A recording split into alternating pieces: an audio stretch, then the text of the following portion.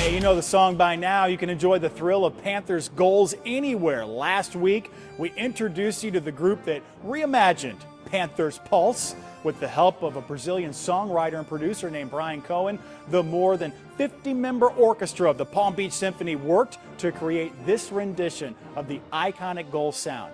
You can hear that entire conversation right now on our website, WPTV.com. Speaking of music, a milestone moment for a local musician who got the chance to perform in front of millions of people. Taking you back to this, Matthew Bischoff, a native of Boynton Beach, took center stage at Game 6 of the Stanley Cup Final, performed both the U.S. and Canadian national anthems.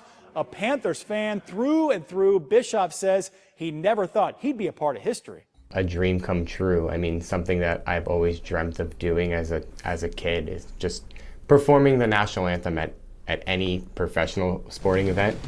Game 6 was special, right? That is when the Panthers sealed the deal, hoisting their second straight Stanley Cup. You gotta love that. Now he's sharing his passion, Bischoff is, with the next generations at St. Mark's Episcopal School in Fort Lauderdale. Hopes to hear his number called sometime this season. I think we'll get him back, folks. He's good luck. Each week here on Panthers 360, we're highlighting the roots of our Panthers, where they're from, a little more about it. This week, we're heading to Russia, highlighting the hometown of the men who mined the goal for the Panthers, Sergei Bobrovsky and Danil Tarasov, both from Novokuznetsk, Russia. That's right, Novokuznetsk is a city in southwestern Siberia, more than 500,000 residents, city known for coal mining and steel production. A notable landmark, the Singing Fountain near the Tom River. At a young age, Tarasov moved to Ufa, Russia, and it was there he had his first memory of Bob. In fact, take a listen from when Tarasov talks about the moment during training camp in a clip provided by the Florida Panthers. When Bob played in junior league and they came to city where I'm most of the time growing up in Ufa, and they played the playoffs games there. It was semifinal, and wow, oh my God, he played like outstanding this series. He just almost like beat my team just by himself. Growing up, it's all those working people. They support hard. You know, they passionate about hockey, and for me growing up, also I fell in love with the game pretty quick. It's also because of the winter, right? It's we have the snow.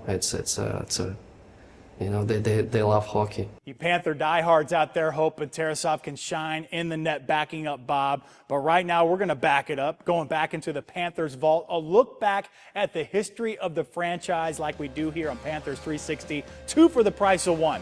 First, I want to take you back to October 14th, 1993, the inaugural season for the Cats. It was on that day the Panthers won their first game in front of their home fans, a 5-4 victory over the Ottawa Senators. Rob Niedermeyer scored the game-winning goal and assist from Dave Lowry. Fast forward a couple of decades of special nights for the Cats. October 23rd, 2010, Florida Panthers raising their first retired numbers to the rafters. The number 93 etched in history, honoring the team's former president, Bill Torrey. Torrey was the architect of the original Panthers roster and the retirement of 93, marking the year the franchise began. Next, the number 93. Next to it sits the number retired number 1. For Hall of Famer goalie Roberto Luongo, along with 37 to honor the late Wayne Huizenga, the team's founder and first owner. Number 37 was the year he was born, 1937. That was also his favorite number. Gotta love it, going back in time. But let's get back on track here, and let's hope the Panthers get back on track after that road trip. Thank you for joining us. Check out our weekly interviews every Monday at 12:15 on our WPTV YouTube page. For Panthers 360, I'm Mike Trim.